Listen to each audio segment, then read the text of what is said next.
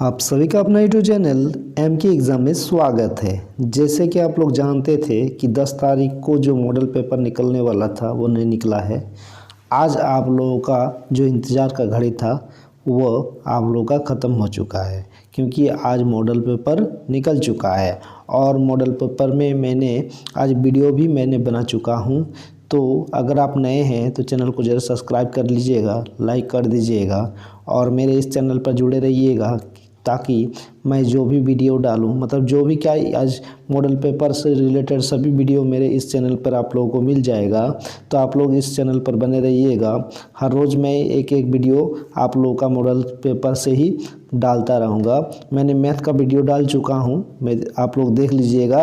और अब हम आज साइंस का वीडियो डाल रहे हैं, ठीक है। तो जो साइंस का वीडियो है तो आप लोग इसको देख लीजिएगा। इसमें आप लोगों का कंप्लीट सॉल्यूशन दिया रहेगा। जितना भी क्वेश्चन है उसका सबका क्वेश्चन आप लोगों का सॉल्यूशन दिया जाएगा, ठीक है।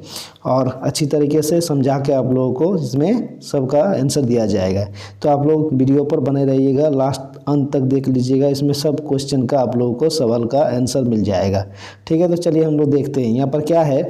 यहाँ पर जो दिया गया है, यहाँ पर आप लोगों का ये है कौन सा ईयर का सेकेंड टर्मिनल जो एग्जामिनेशन है 2021-22, इसका आप लोगों का मॉडल प्रश्न पत्र है, ठीक है। ये आप लोगों का सेट 1 है, सेट 2, सेट 3, सेट 4, सेट 5 तक है आप लोगों का, ठीक है।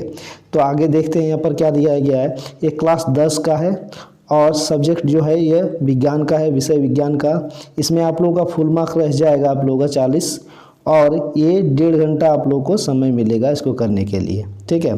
तो चलिए आगे देखते हैं इसमें दिया क्या गया है। पहला क्वेश्चन है, यहाँ पर जो पहला क्वेश्चन है वह आपका ये है कि विद्युत आवेश का एसआई मात्रक लिखिए और एक इलेक्ट्रॉन पर कितना विद्युत आवेश होता है। तो चलिए पहला क्वेश्चन का आंसर दिया है यहाँ पर कि विद्युत आवेश का एसआई मात्रक जो होता है वो कूलम होता है, जिसे सी से सूचित किया जाता है, ठीक है। और एक इलेक्ट्रॉन में आवेश जो होता है वो होता है इलेक्ट्रॉन बराबर, तो ई बराबर आपका होगा क्या 1.6 इंटू 10⁻⁻⁻⁰ ये होता है एक इलेक्ट्रॉन आवेश का जो वैल्यू है, ठीक है। और आगे का क्वेश्चन हम देखते हैं। इसके बाद दूसरा नंबर क्वेश्चन क्या है, चलिए दूसरा नंबर क्वेश्चन देखते हैं। यहाँ पर दिया गया है कि वोल्ट मीटर का प्रयोग कौन सी भौतिक राशि मापने में की जाती है, इसे विद्युत परिपथ में किस तरह संयोजित किया जाता है। तो चलिए इसका आंसर पढ़ते हैं हम लोग। क्या है यहाँ पर, वोल्ट मीटर का प्रयोग विद्युत विभव को मापने के लिए किया जाता है। वोल्ट मीटर को विद्युत परिपथ में पार्श्व क्रम या समांतर क्रम में संयोजित किया जाता है। तो इसका आंसर हो गया, वोल्ट मीटर को इस तरह से हम लोग जोड़ते हैं, पार्श्व क्रम या मतलब समानांतर क्रम में हम लोग उसको जोड़ते हैं, ठीक है। तो चलिए अब तीसरा क्वेश्चन देखते हैं। यहाँ पर क्या है, तीसरा क्वेश्चन जो दिया गया है वह आपका यहाँ पर जो दिया गया है तीसरा नंबर देख लीजिए।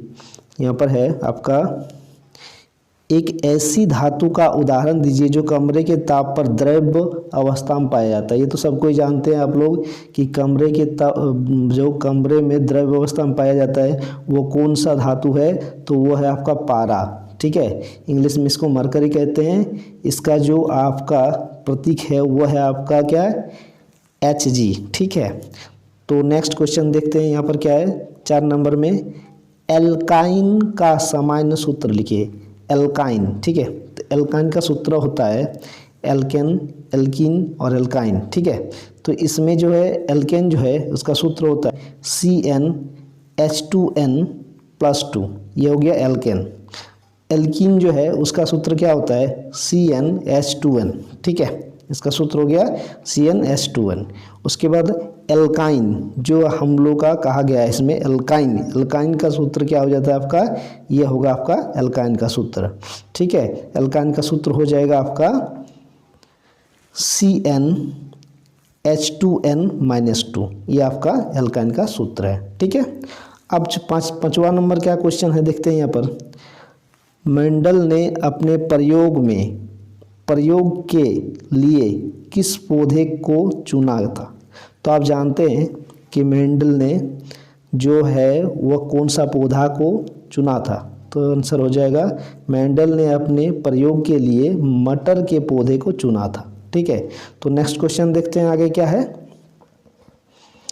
यहाँ पर जो नेक्स्ट क्वेश्चन है वो देखिए, यहाँ पर ये दिया गया है। नेक्स्ट क्वेश्चन है आपका, एक जैव निम्नीकरण पदार्थ का उदाहरण दीजिए। तो जैव निम्नीकरण पदार्थ क्या है आपका? ये है आपका आंसर हो जाएगा जैव निम्नीकरण पदार्थ कागज, सूती कपड़ा, ऊनी वस्त्र इत्यादि सब कभी ये सब क्या है? जैव निम्नीकरणीय पदार्थ। ठीक है, 7 नंबर जो क्वेश्चन है उस पढ़ते हैं उसको हम लोग।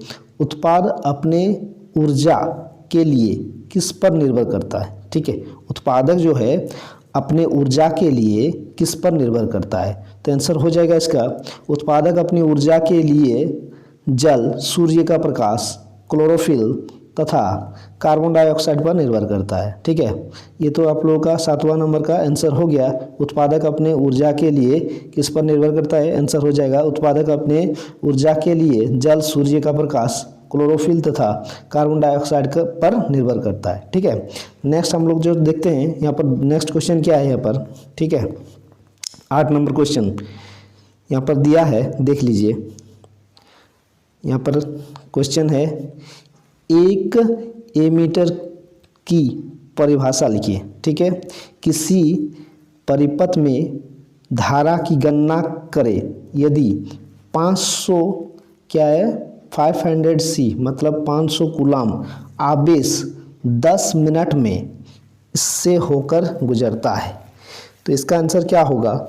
चलिए हम लोग दिखाते हैं। यहाँ पर विद्युत धारा बराबर क्या होता है?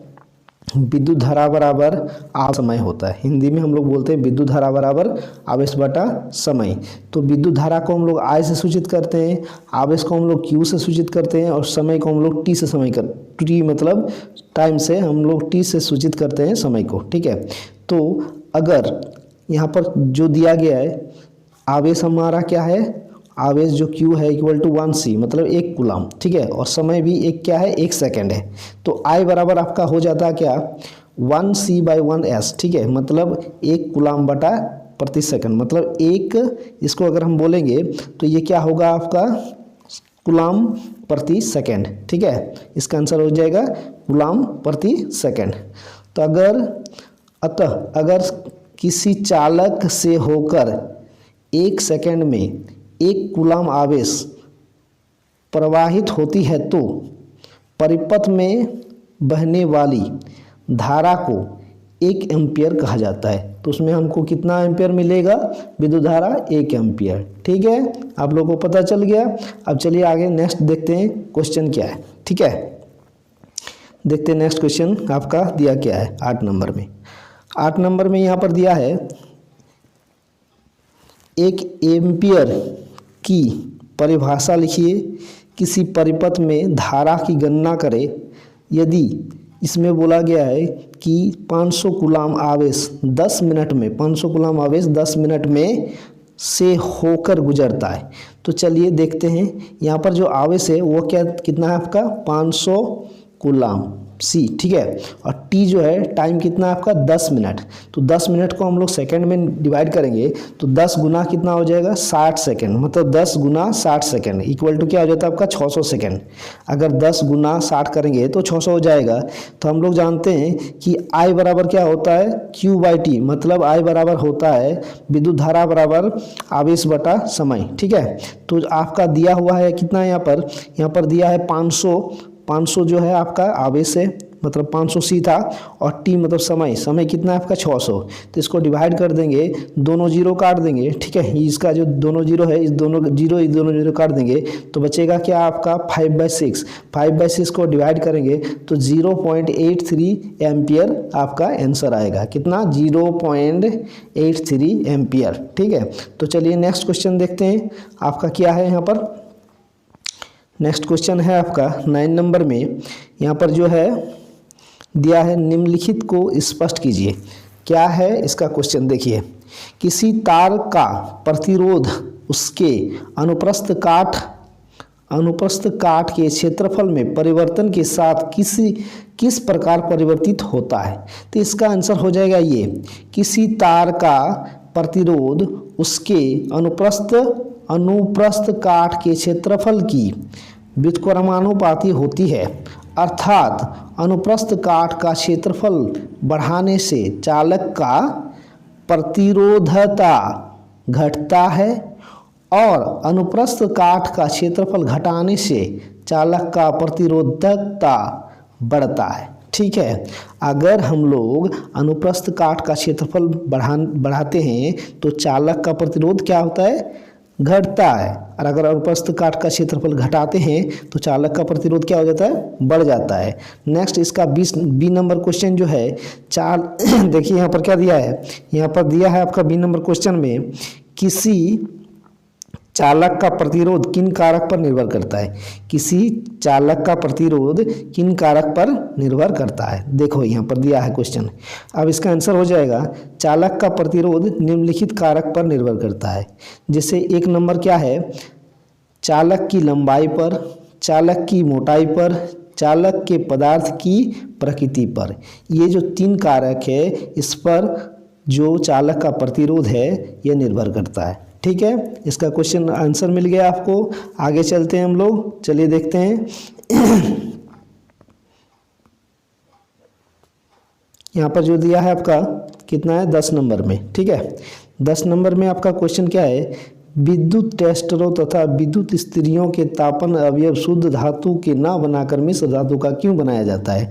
ठीक है, जो विद्युत धातु मतलब जो विद्युत टेस्टर या विद्युत स्त्री जो है वह शुद्ध धातु का ना बनाकर मिश्र धातु का क्यों बनाया जाता है। तो चलिए आंसर पढ़ते हैं हम लोग। यहाँ पर जो आंसर दिया है वो आपका ये है कि हम जानते हैं कि मिश्र धातु का जो प्रतिरोधता है वह आपका क्या होगा, उसकी अवयवी धातुओं से अधिक होती है।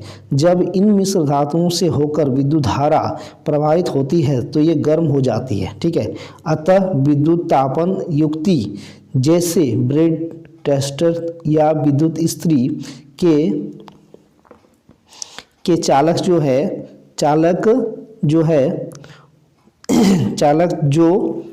शुद्ध धातु का पर मिश्र धातु के बनाए जाते हैं। इसका मतलब यही होता है, जो शुद्ध धातु होता है उसका प्रतिरोधकता क्या होता है, बहुत ही कम होता है, जिसके कारण वह बहुत ही जल्दी गल जाता है। ठीक है, जबकि मिश्र धातु जो होता है उसका प्रतिरोधक क्षमता बहुत ही अधिक होता है, जिसके कारण वह उस गर्मी को सहन कर पाता है, और इसी कारण से जो आपका है टेस्टर है, स्त्री है, इस सबको मिश्र धातु का बनाया जाता है। ठीक है, चलिए नेक्स्ट क्वेश्चन देखते हैं यहाँ पर और क्या दिया गया है। नेक्स्ट क्वेश्चन में 3 पर्यावरण हितैषी अभ्यास लिखे। तो 3 पर्यावरण हितैषी अभ्यास जो है, एक क्या है मेरा, प्लास्टिक के थैली के स्थान पर कपड़े की थैली का इस्तेमाल करना, 1 नंबर हो गया। दूसरा नंबर, गाड़ी की अपेक्षा साइकिल का प्रयोग करना। ठीक है, क्योंकि गाड़ी से भी प्रदूषण फैलता है, प्लास्टिक से भी प्रदूषण फैलता है, और हर जगह कूड़ा कचरा जमा ना करना। ये हम लोगों का 3 जो है पर्यावरण हितैषी अभ्यास है। ठीक है, इनसे क्या होता है, पर्यावरण अशुद्ध होने से बचता है। ठीक है, तो चलिए आगे का नेक्स्ट क्वेश्चन देखते हैं हम लोग क्या है।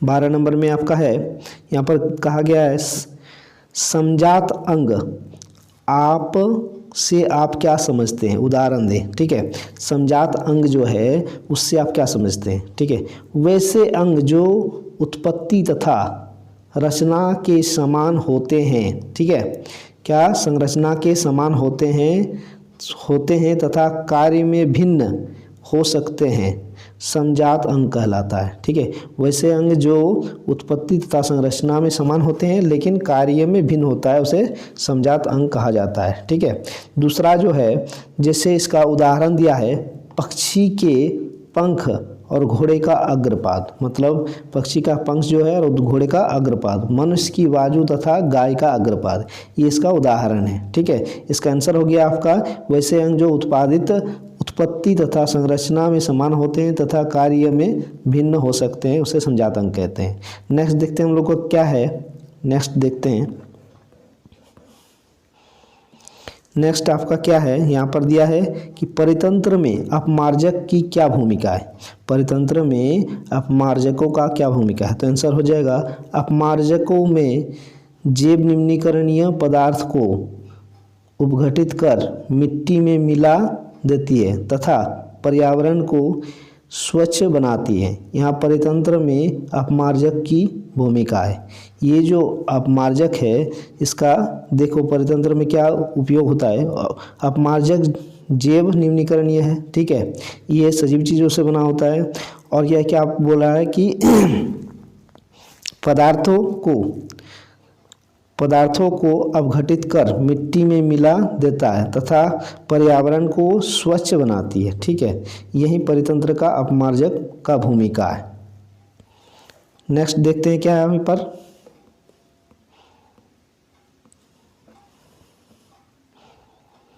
समजात श्रेणी क्या है, उदाहरण के साथ समझाइए। तो समजात श्रेणी जो है कार्बन यौगिक की वह श्रेणी जिसके सभी सदस्य में एक ही प्रक्रियात्मक समूह रहता है, जिसके किसी भी दो क्रमागत सदस्यों के आणविक सूत्रों के बीच सदा CH2 का अंतर रहता है, समजात श्रेणी कहलाता है।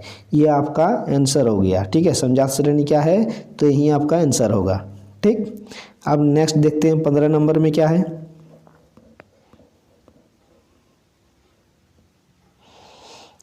श्रेणी क्रम संयोजन को परिभाषित करें। एक विद्युत परिपथ में 3 प्रतिरोधक जिनके प्रतिरोध क्रमशः R1, R2 और R3 है, क्रमशः जोड़ा गया, श्रेणी क्रम में जोड़ा गया विद्युत परिपथ का तुल्य प्रतिरोध व्यंजक ज्ञात कीजिए। तो चलिए व्यंजक इसमें ज्ञात करना है जिसका 3 प्रतिरोध है, ठीक है। तो यहाँ पर देखते हैं इसका व्यंजक,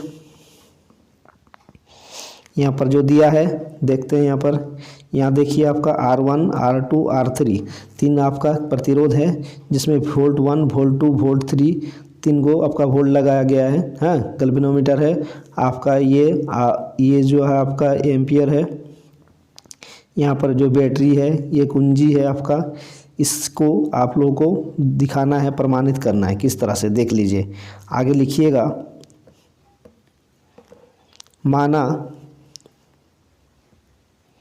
माना 3 प्रतिरोध जिनका प्रतिरोधक क्रमशः R1, R2 और R3 है, ठीक है, जो एक विभवांतर के बैटरी से, ठीक है, बैटरी से जुड़ा है। माना परिपथ का कुल प्रतिरोध RS है, ठीक है। माना यहाँ पर जो है, माना इस परिपथ से होकर I विद्युत धारा प्रवाहित हो रही है। तो माना R1, R2 तथा R3 प्रतिरोध के तारों का विभवांतर क्रमशः V1, V2 और V3 है। अतः कुल विभवांतर हो जाएगा V = V1 + V2 + V3, ठीक है, जिसको हम लोग समीकरण 1 मानते हैं। इसको हम लोग समीकरण 1 मान लेंगे, ठीक। आगे चलते हैं और क्या दिया गया इसमें। ओम के नियम के अनुसार हम लोग जानते हैं कि कौन सा सूत्र होता है, V = RI, ठीक है, RI। तो यहाँ पर V = हो गया RSI, ठीक है। RS किसको कहते हैं, तीनों प्रतिरोध को जोड़ते हैं तो RS, जिसको जोड़ के हम लोग लिखते हैं उसको S कहते हैं, RS हो गया, ठीक है। I = क्या हो गया, R1I, V1 = हो गया R1I, V2 = हो गया R2I और V3 बराबर हो गया आपका क्या, R3I, ठीक है।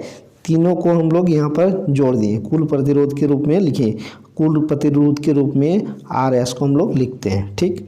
अब यहाँ पर देखते हैं समीकरण 1 से लिखते हैं। तो समीकरण 1 में क्या था, V = V1, V2, V3, ठीक है। तो उसमें जो है V1, V2, V3 का मान जो है यहाँ पर देख रहे हैं, V1, V2 और V3 का जो वैल्यू है, ठीक है, V1, V2 और V3 का जो वैल्यू है उसको बैठाएंगे, V1, V2 और V3 का वैल्यू यहाँ पर बैठा देंगे। तो यहाँ पर हो जाएगा क्या, RSI = R1I plus R2Y plus R3I, ये तीनों को जोड़ देंगे। RS इक्वल टू आई अगर ये तीनों में I कॉमन ले लेंगे तो सब में देखिए I चला गया तो R1 plus R2 plus R3 बच जाता है। I काट देंगे तो RS बराबर बच गया, क्या आपका हो गया RS इक्वल टू हो गया आपका R1 R2 R3। ठीक है, अब नेक्स्ट देखते हैं यहाँ पर और क्या है। तो यहाँ पर जो दिया है 3 से अधिक प्रतिरोध होने पर हम लोग इस तरह से लिखते हैं RS equal to R1 plus R2 plus R3 plus R4। अगर और भी रहेगा तो R5 लिख सकते हो, प्लस दे के आगे लिख सकते हैं। ठीक, आगे और देखते हैं क्या है यहाँ पर 16 नंबर में जो है आपका यहाँ पर दिया गया है, दिए गए परिपथ आरेख में यहाँ पर जो है R1 R2 और R3 है। ठीक है, और ये 12 वोल्ट की बैटरी से जुड़ा हुआ है। तो R1 जो है वो कितना आपका 5 ओम, R2 जो है 10 ओम और R3 जो है वो 30 ओम, और वोल्ट कितना आपका 12 वोल्ट। तो इसमें जैसे ए नंबर में जो दिया है R1 प्लस R1 R2 तथा R3 पार्श्व क्रम में संयोजित है। ठीक है, इसको पार्श्व क्रम में कहते हैं। और श्रेणी क्रम जैसे कैसे होता है, जैसे श्रेणी क्रम में हम लोग जब लिखेंगे तो किस तरह लिखेंगे श्रेणी क्रम में, जैसे R1 हो गया प्लस R2 हो गया प्लस R3 हो गया, ये हो गया आपका श्रेणी क्रम में। लेकिन पार्श्व क्रम में जब भी लिखते हैं हम लोग तो ये आप लोग का बट्टा में होता है। ठीक है, इस तरह जुड़ा रहेगा तो ये आप लोग का पार्श्व क्रम में है। ठीक है, जैसे R1 R2 R3 पार्श्व क्रम में जब भी रहता है तो उसको हम लोग बट्टा में लिखते हैं, जैसे 1/R1 1/R2 प्लस 1/R3, इस तरह हम लोग बाई करके लिखते हैं और इसको लिखते हैं 1/R इक्वल टू। ठीक है, तो इस तरह से हम लोग इसको लिखते हैं श्रेणी जो पार्श्व क्रम में होता है। तो यहाँ पर जो दिया है, यहाँ पर दिया गया है, देख लीजिए यहाँ पर जो आपका पार्श्व क्रम में दिया है R1 बराबर इसी तरह लिखा गया है। तो देखिए यहाँ पर जो वैल्यू है उसको लिख दिए हैं R1/R इक्वल टू, यहाँ पर दिया है 1/5, क्योंकि R1 का वैल्यू है आपका 5 ओम था, R2 का वैल्यू 10 ओम था, R3 का वैल्यू 30 ओम था। तो सबको हम लोग सरल करेंगे अब। ठीक है, तो 1/R इक्वल टू क्या लिखेंगे, ये जो 5 10 और 30 का जो लॉस होगा वो 30 हो जाएगा। 5 से डिवाइड करेंगे 30 को तो कितना निकलेगा 6 को ऊपर लिख देंगे, प्लस 10 से इसको भाग करेंगे तो कितना निकलेगा 3, और 10 से इसको 30 से इसको भाग करेंगे तो 1 निकलेगा। ठीक है, तो अब लिखते हैं 1/R इक्वल टू 10 बटा कितना हो गया 30। अगर 0 0 काट दें तो क्या निकलता है आपका, 0 0 अगर काट देते हैं यहाँ पर 0 0 अगर काट दे तो क्या निकलेगा, 0 0 यहाँ पर काट देते हैं, 0 0 आपका काट दिए तो बचा आपका 1/3। ठीक है, तो 1/3 तो R इक्वल टू क्या हो जाता है 3 ओम। कितना हो गया आपका आंसर R इक्वल टू 3 ओम। तो इसको हम लोग सॉल्व कर दिए। ठीक है, इसको सॉल्व कर दिए। अब क्या करना है आपको, आगे देखना है क्या है नेक्स्ट आपका क्या है। देखिए ये जो 16 नंबर में नेक्स्ट आपका है, इसमें क्या कहा गया है, देखिए प्रतिरोध R1 R2 R3 के मान को 5 ओम ये जो दिया गया है, इसमें पहला क्वेश्चन था आपका कुल प्रतिरोधक। ठीक है, तो कुल प्रतिरोध आपका 3 ओम निकल गया। अब प्रतिरोध में प्रवाहित कुल विद्युत धारा, समझ गए। अब विद्युत धारा हमको ज्ञात करना है, मतलब I इक्वल टू निकालना है। तो कैसे निकालेंगे चलिए देखते हैं। यहाँ पर जो 2 नंबर है इसका क्वेश्चन का आंसर निकालेंगे हम लोग। हाँ, इसमें 3 को क्वेश्चन दिया गया है। 1 नंबर में कुल प्रतिरोध था, दूसरा नंबर अब परिपथ में विद्युत धारा जो है उसको निकालेंगे। तो विद्युत धारा बराबर क्या होता है I इक्वल टू होता है। तो यहाँ पर जो दिया है प्रतिरोध क्या दिया आपका 3 ओम जो निकला अभी, और भी वोल्ट कितना दिया आपका 12 वोल्ट दिया हुआ है। तो ओम के नियम के अनुसार V इक्वल टू RI होता है। तो I इक्वल टू क्या हो जाएगा, जब आपका V इक्वल टू क्या होता है, V equal to R/R I होता है।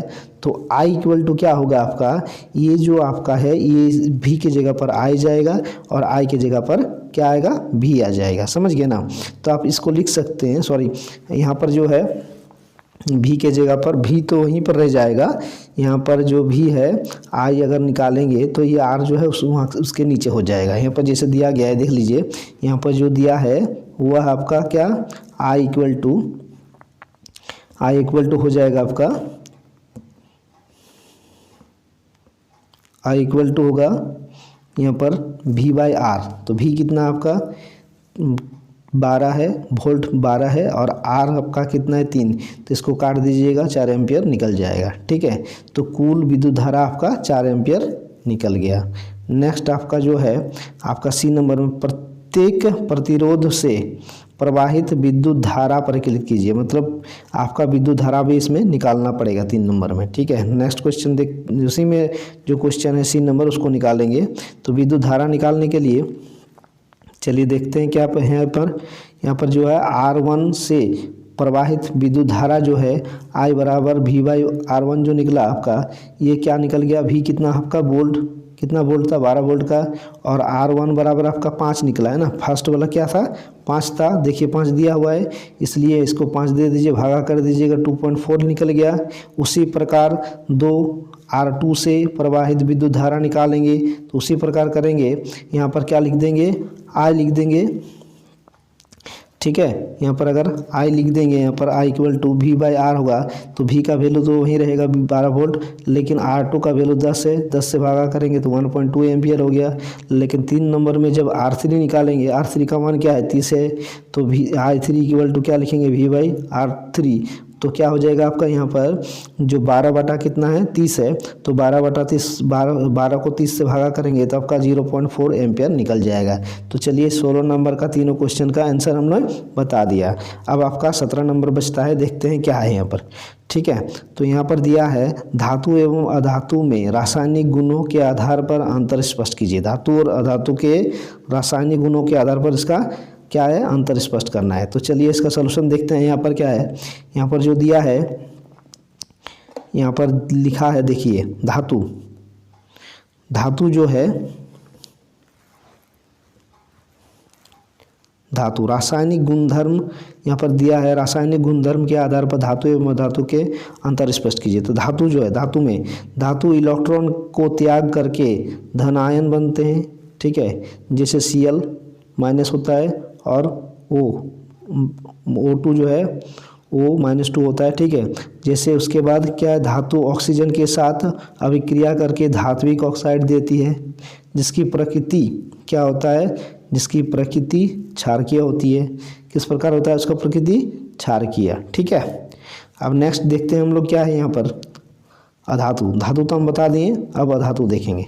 अधातु में है आपका, अधातु में जो दिया है अधातु इलेक्ट्रॉन का ग्रहण करके ऋण आयन बनाते हैं। एक चीज़ जान लीजिएगा, जो इलेक्ट्रॉन देता है वो क्या होता है हमेशा धन होता है, मतलब प्लस हो जाता है, और जो लेता है वो हमेशा ऋणात्मक होता है। ठीक है, तो अधातु आपका लेता है ऋण, इसलिए मतलब इलेक्ट्रॉन लेता है इसलिए वो क्या होगा आपका माइनस हमेशा होगा। ठीक है, अधातु ऑक्सीजन के साथ अभिक्रिया करके अधात्विक ऑक्साइड देती है, जिसकी प्रकृति अम्लीय होती है। ठीक है, तो आपको इसको समझा दिए धातु और अधातु का जो है आपका रासायनिक गुणधर्म क्या होता है, इसको अब बता दिए। आप इसको नोट कर लीजिएगा और पढ़ लीजिएगा अच्छा से। ठीक है, इसमें जो है आपका ये जो है आपका समीकरण भी है Mg प्लस O2 है, तो इसको अगर बनाइएगा समीकरण को संतुलित कीजिएगा तो 2MgO हो जाएगा। और इसको अगर आप कीजिएगा जो आपका धातु में C प्लस O2 को अगर आप कीजिएगा, आप बनाइएगा, गिब्स देता है कि आपको C प्लस O2 गिब्स देता है CO2। ठीक है, तो नेक्स्ट क्वेश्चन हम लोग चलते हैं, देखते हैं नेक्स्ट में क्या है। अब रासायनिक गुणधर्म के आधार पर इसको और कर सकते हैं। ठीक है, धातु और अधातु को अंतर, जैसे हम लोग उसमें 2 ही स्टेप बताए थे, आपको 4 स्टेप बता देते हैं। ठीक है, इसमें और 2 स्टेप बताते हैं। यहाँ पर धातु जल के साथ अभिक्रिया करके हाइड्रोक्साइड बनाती है। ठीक है, धातु जो है जल के साथ अभिक्रिया करके हाइड्रोक्साइड बनाता है। और फिर नेक्स्ट क्या है आपका, धातु अम्ल के साथ धातु के साथ अभिक्रिया करके, धातु अम्ल के साथ अभिक्रिया करके लवण एवं हाइड्रोजन गैस बनाता है। ठीक है, उसी प्रकार अधातु जो क्या करता है देखते हैं। पर अधातु जो है वह आपका अम्ल जल के साथ अभिक्रिया नहीं करती है। ठीक है, नेक्स्ट है आपका क्या, अधातु अम्ल के साथ अभिक्रिया नहीं करती। ठीक, अधातु जल के साथ अभिक्रिया नहीं करती और अधातु अम्ल के साथ भी अभिक्रिया नहीं करती है। तो ठीक है, ये आपको समझ में आ गया होगा। ठीक है, और आगे देखते हैं यहाँ पर क्या है। नेक्स्ट आपका जो है वो हो गया आपका, इतना ही हम इसका सॉल्यूशन बताते हैं। नेक्स्ट आपका जो है 18 नंबर में आप देख सकते हैं इसको। ये क्या है आपका, पोषी स्तर क्या है, ये क्या है आपका, पोषी स्तर क्या है। एक आहार श्रृंखला उदाहरण दीजिए जिसमें विभिन्न पोषी स्तर बताए गए। ठीक है, तो आंसर हो जाएगा आपका इसका, किसी आहार श्रृंखला में विभिन्न चरण होते हैं जिससे प्रत्येक चरण पोषी स्तर कहते हैं, जिसके प्रत्येक चरण को पोषी स्तर कहते हैं। जैसे घास, बकरी और बाघ। घास को कौन खाता है, बकरी खाता है। बकरी को कौन खाता है, बाघ खाता है। तो इस प्रकार ये पोषी स्तर बनते हैं। ठीक है, इनमें घास पहला पोषी स्तर है। दूसरा पोषी स्तर जो हो गया वह क्या है आपका, दूसरा बकरी है। और तीसरा पोषी स्तर जो है आपका बाघ है। ठीक है, जैसे आप यहाँ पर देख रहे हैं कि घास जो है ग्रास होपर खाता है, मेढक खाता है, सर्प खाता है, गिद्ध खाता है उसको। शैवाल छोटे जंतु, छोटी मछली, बड़ी मछली, मांसाहारी पक्षी। ठीक है, पौधे से क्या होगा, कृमि, उसके बाद कीड़ा, बिल्ली। घास को कौन खाता है, हिरन, बाघ। इस तरह से पोषी स्तर बनता है। ठीक है, आगे देखते हैं नेक्स्ट क्या है आपका। नेक्स्ट आपका जो 19 नंबर है वो इस प्रकार है, यहाँ पर जो दिया है, प्रवासी लक्षण से आप क्या समझते हैं। ठीक है, प्रवासी लक्षण से आप क्या समझते हैं। तो माता पिता के वंशानुगत लक्षण को संतान में दिखाई देते हैं। जो माता पिता के वंशानुगत लक्षण होते हैं जो संतान में दिखाई पड़ते हैं उसे प्रभावी लक्षण कहते हैं, प्रभावी लक्षण कहते हैं। उदाहरण जो है मेंडल का जो है का उदाहरण है, मेंडल के प्रयोग में लंबा पौधा का टी लक्षण प्रभाव लक्षण है जो अगली पीढ़ी F1 में भी दिखाई देती है। ठीक है, तो ये जो उदाहरण दिया था आपका मटर का, जो आप लोग देखे थे, अपने माता पिता के वंशानुगत लक्षण को संतान में दिखाई देते हैं। ठीक है, इसको प्रभावी लक्षण कहते हैं, जो आपको उदाहरण मेंडल ने दिया था। ठीक है, पौधे में लंबा पौधा को लिया था उन्होंने टी, और उसका जो लक्षण निकला था वो F1 दिखाई दिया था। ठीक है।